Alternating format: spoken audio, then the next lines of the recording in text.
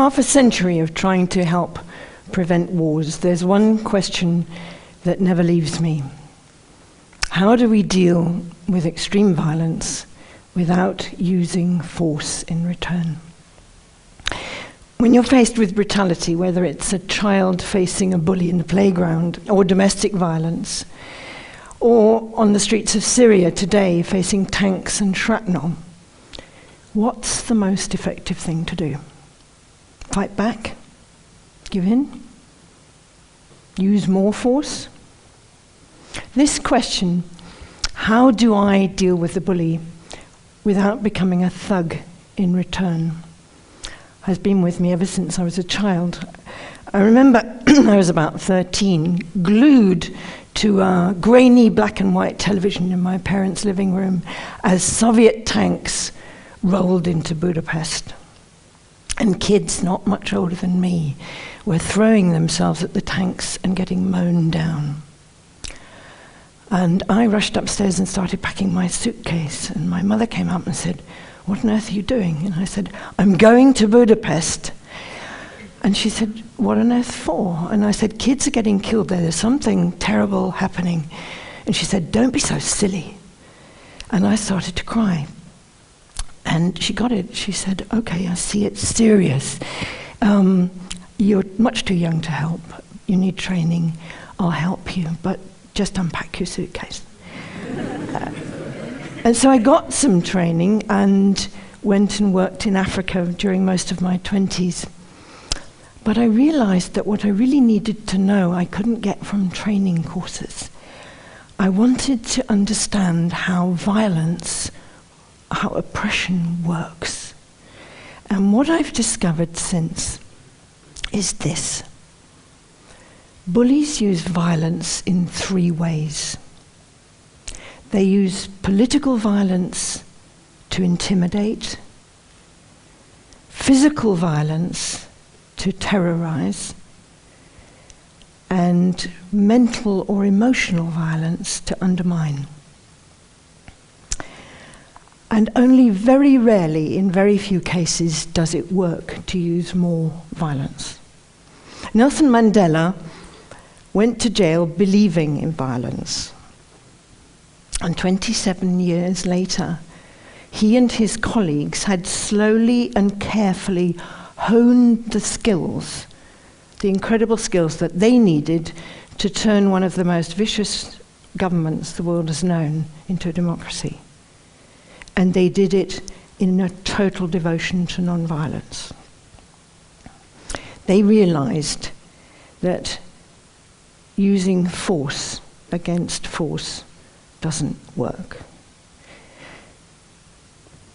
So what does work? Over time, I've collected about half a dozen methods that do work. Of course, there are many more that do work and that are effective. And the first is that the change that has to take place here, inside me.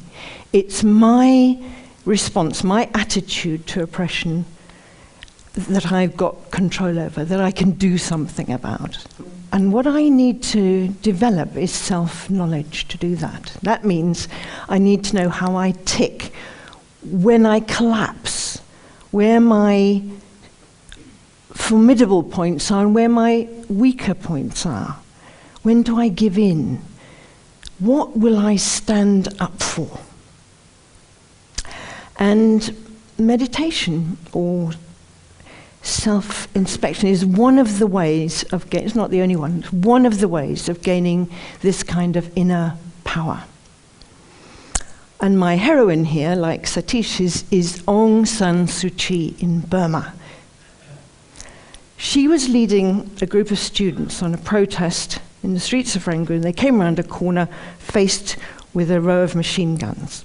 And she realized straight away that the soldiers, with their fingers shaking on the triggers, were more scared than the student protesters behind her. But she told the students to sit down. And she walked forward with such calm and such clarity and such total lack of fear that she could walk right up to the first gun, put her hand on it and lower it. And no one got killed. So that's what the mastery of fear can do. Not only faced with machine guns, but if you meet a knife fight in the street, that we have to practice. So what about our fear? I have a little mantra. My fear grows fat on the energy I feed it. And if it grows very big, it probably happens. So we all know the 3 o'clock in the morning syndrome, when something you've been worrying about wakes you up. I see a lot of people. And for an hour, you toss and turn, and it gets worse and worse, and by 4 o'clock, you're pinned to the pillow by a monster this big. The only thing to do is to get up, make a cup of tea, and sit down with the fear like a child beside you. You're the adult. The fear is the child. And you talk to the fear and you ask it what it wants, what it needs. How can this be made better? How can the child feel stronger? And you make a plan and you say, okay, now we're going back to sleep. 7:30, we're getting up, and that's what we're going to do. I had one of these 3 a.m. episodes on Sunday, paralyzed with fear at coming to talk to you.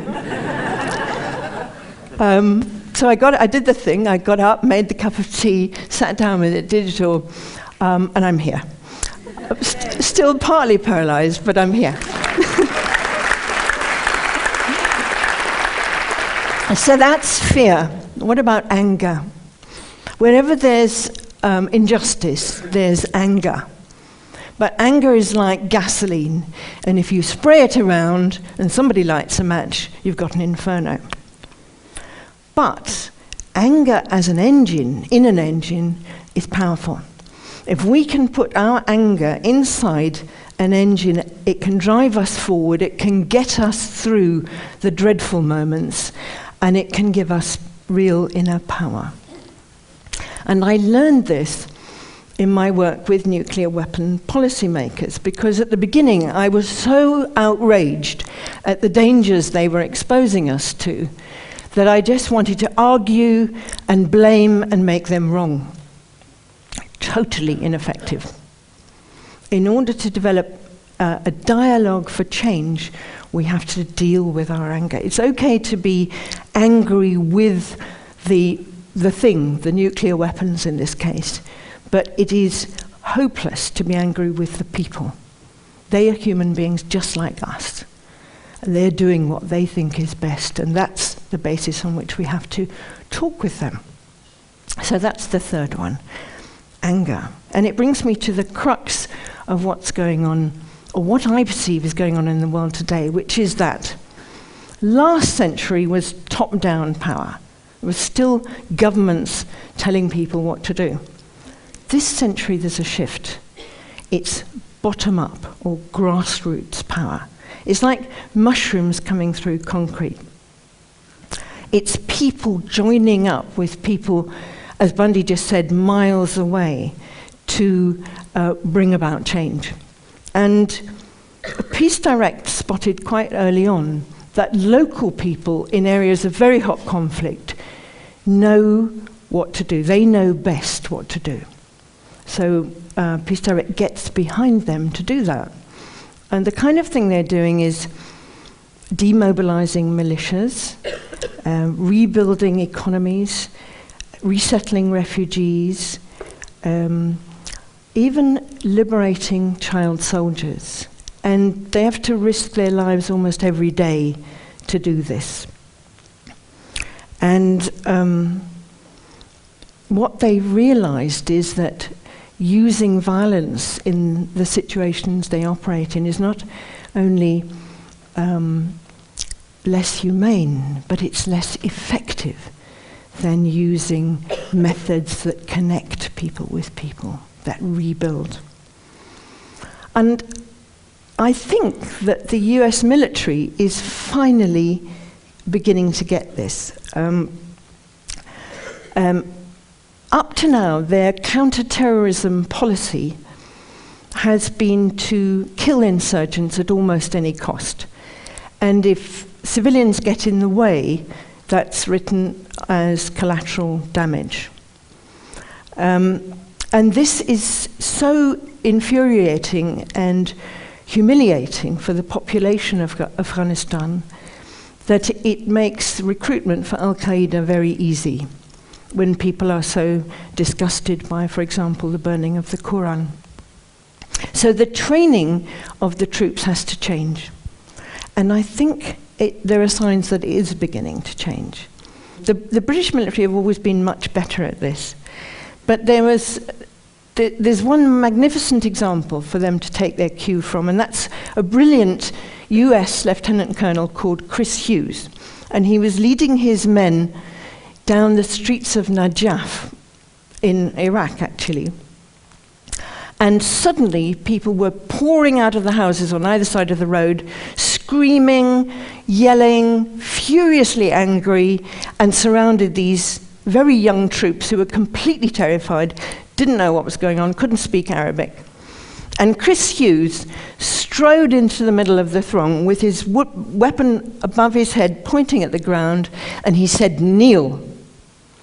And these huge soldiers with their backpacks and their body armor wobbled to the ground.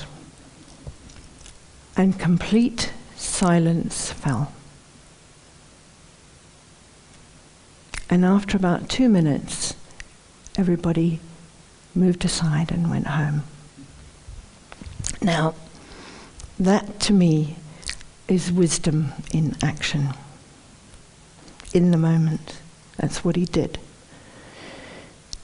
And it's happening everywhere now. You don't believe me? Have you asked yourselves why and how so many dictatorships have collapsed over the last 30 years? Dictatorships in Czechoslovakia, East Germany, Estonia, Latvia, Lithuania, Mali, Madagascar, Poland, the Philippines, Serbia, Slovenia, I could go on, and now Tunisia and Egypt. And this hasn't just happened, you know. A lot of it is due to a book written by an 80-year-old man in Boston, Gene Sharp. He wrote a book called From Dictatorship to Democracy with 81 methodologies for non-violent resistance. And it's been translated into 26 languages, it's flown around the world, and it's being used by young people and older people everywhere. Because it works, it's effective.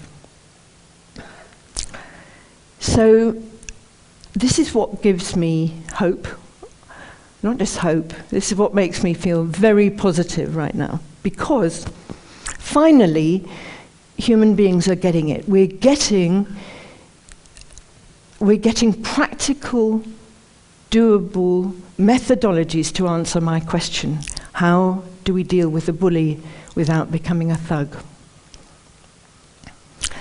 We're using the kind of skills that I've outlined. Inner power, development of inner power through self-knowledge. Recognizing and working with our fear. Using anger as a fuel. Cooperating with others. Banding together with others. Courage. And most importantly, commitment to active non-violence. Now, I don't just believe in non-violence. I don't have to believe in it. I see evidence everywhere of how it works.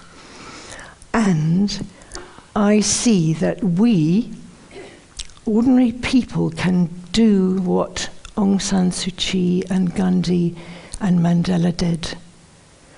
We can bring to an end the bloodiest century that humanity has ever known. And we can organize to overcome oppression by opening our hearts as well as strengthening this incredible resolve. And this open-heartedness is exactly what I've experienced in the entire organization of this gathering since I got here yesterday. Thank you.